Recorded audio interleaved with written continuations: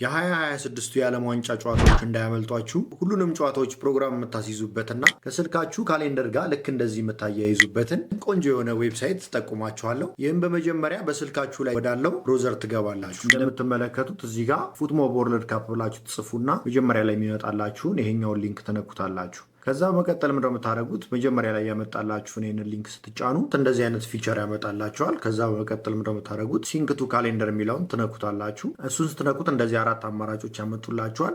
.ics የምትለዋን ትነኳታላችሁ አንድ ጊዜ። ከዛ ቀጥታ እቺን እንዲያወርድ ትፈቅዱለታላችሁ።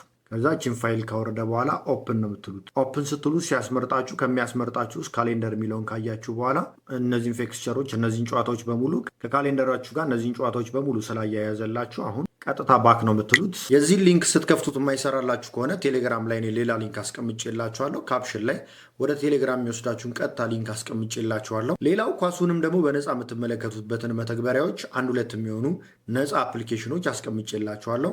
ፒስ